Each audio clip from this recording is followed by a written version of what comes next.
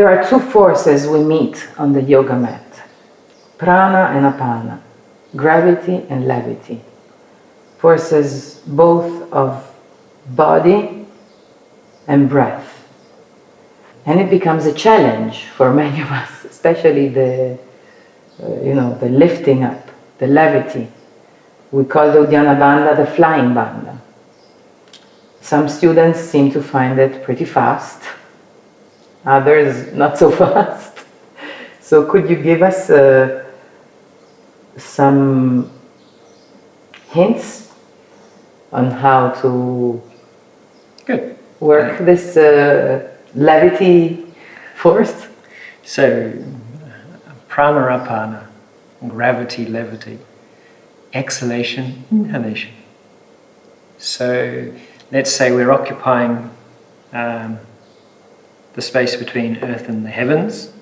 We're the human being that's on that earth, and we're basically in a conversation with gravity.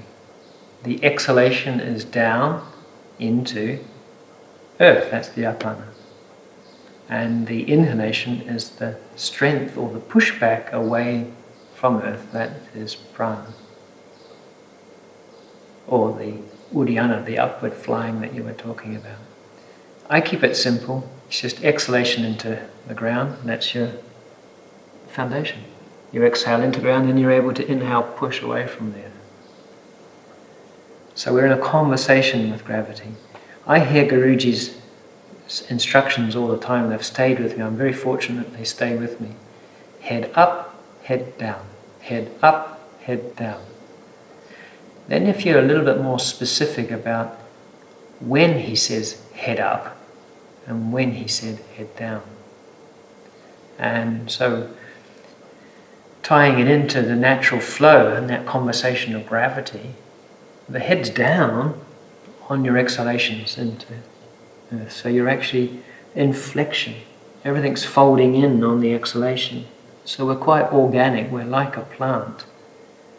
On the exhalation we go down into the earth. And so that means we're not always extending this front line. And if you do that, you cut off Uddiyana Bandha. So you extend, but you look down. No, you look down first, then you extend. You look down first, the head down first. So the exhalation's here, and then extend. Okay? Exhale, inhale. Exhale, inhale. It's organic. It's a real natural fluid.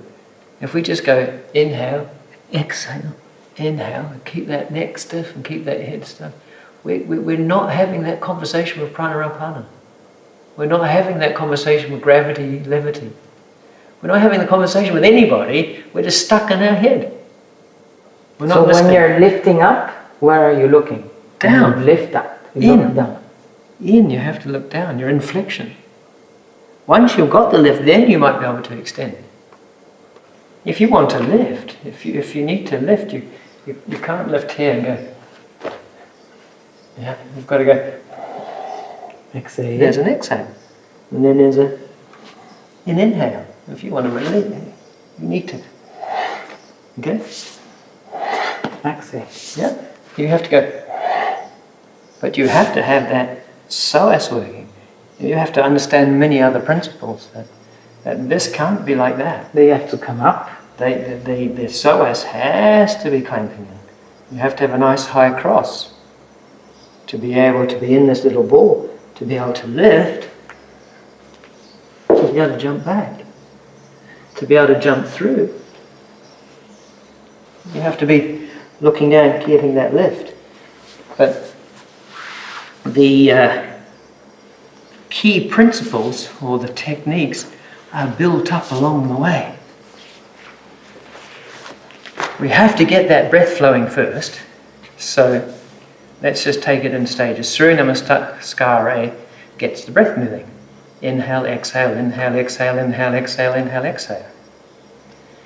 If we identify too much with the pose, the inhale becomes this. Okay. Guruji used to say, inhale, head up. I mean, arms up. Yeah? Exhale, fold forward. So it's not to... If you slow the whole thing down, make it like you're a ballerina or a swan diver, you're resisting and you're not having that conversation with gravity anymore. The exhalation, let gravity do the work and then push away from it. The relationship is about the breathing and the gravity. And if that's not there, if the breath's being held at any point, then there's no food to the muscles. And the muscles won't have the energy. So that's the real key thing. You cannot hold the breath. Which is a common mistake, to jump back on Chaturanga holding the breath. And exhale once you land. That's all incorrect. You should be exhaling as you jump back. The same as jumping forward. It's not held, and it's not an exhale when you jump forward. It's an inhale as you jump forward. Yeah, so apana, prana. I just think of inhalation, exhalation. Keep it simple for the student. That we are in a conversation of gravity, and it's more about the exhalation into ground and inhalation, the push away from. We don't lift away. We actually press away, and that's where then the Newton's third law of motion is. For every action, there's an equal and opposite reaction. So the more you push into the floor, the more the floor pushes back.